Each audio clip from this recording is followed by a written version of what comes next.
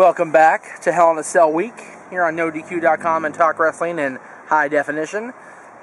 Today's topic is not only Hell in a Cell, because it is Hell in a Cell Week, but it's about the theme pay-per-views overall. And are they a success? Should they keep them? Should they not keep them?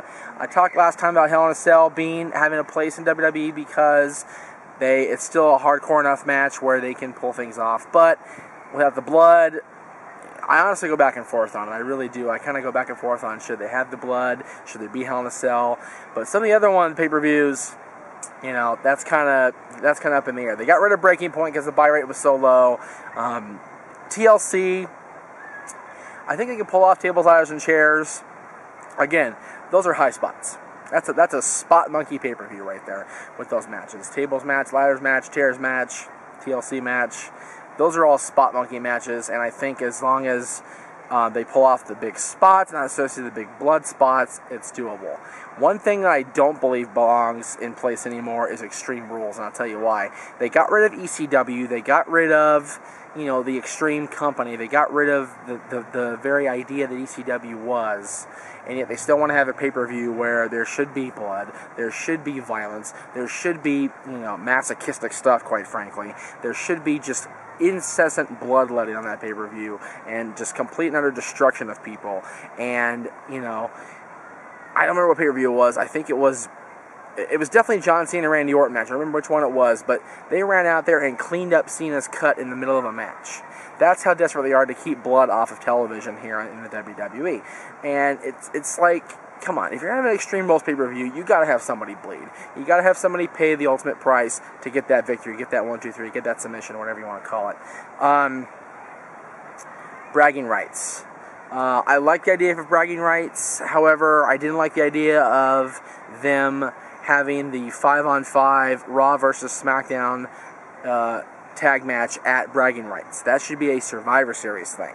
That should be on Survivor Series, because Survivor Series was the originator of the elimination 5-on-5 tag match, and I think that needs to be kept in place. That needs to stay the consistent thing.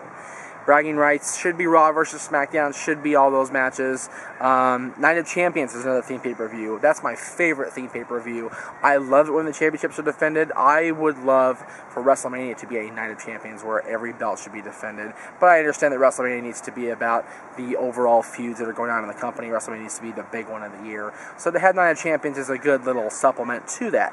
Night of Champions is a great thing. They have the championship matches. Every belt's on the line. And you're guaranteed to see every belt defended at Night of Champions, which is just a tremendous opportunity. I recommend Night of Champions or to be on a pay-per-view. You know, regardless of what happened at this last one, it was, you know, it's still Night of Champions. It's still, you know, it's still the opportunity to see every gold on the line. And that, for me, I'm a belt mark. I'm a title mark. I love the championships. That's a great show for me. Elimination Chamber. I'm not sure if having two in one night kills it, but I like the Elimination Chamber match. But again, that's another one that calls for bloodletting and violence, because you've got, you know, 2 miles of chain, you've got 10-ton structure made up of, you know, grating and fence and, you know, just fence. Love the fence. I love the fence back here. I love this prop. This is my favorite prop now. I'm going to tape every show here now. Elimination Chamber is something that needs a little bit of violence and a little bit of a let up on the PG thing as far as the blood goes. That's just how I feel about that. The Rumble is not a theme pay-per-view, but it does have a theme match. It's a gimmick match, but it's a classic match. The Rumble is the Rumble. The Rumble is my favorite pay-per-view except for WrestleMania. The Royal Rumble, you know, just it is what it is. It's the lead into WrestleMania. It's the start of the road to WrestleMania. Money in the Bank. Money in the Bank was special when it was for WrestleMania. You'd have, you know, the top guys contending for that Money in the Bank ladder contract at WrestleMania. But I do like the fact that they gave it its own pay-per-view, and they moved it. I don't know if they're going to move it away from WrestleMania this year or what's going to happen in 2011, but it looks like they're going to have it be its own pay-per-view. I like the fact that they have a SmackDown Money in the Bank contract and a Raw Money in the Bank contract. I think it's great that they're finally giving both brands a chance to have that briefcase and to say, hey, each brand gets its own little title shot. make it happen. And I like what they're doing. I like that Kane won the world title. I like what Miz has been doing. So, you know, I love Money in the Bank. That's one of my favorite ones right now. What else is going on? That's it. That's all the pay-per-views. What do you guys think? I know I get a lot of feedback on the theme pay-per-views that you guys don't like it, but tell me again, what do you think of theme pay-per-views? Should they eliminate some? Should they add more? Should there be more? Should there be less? What do you guys think? MySpace, Facebook, Twitter, YouTube, of course. Let me know what you think. We'll see you next time.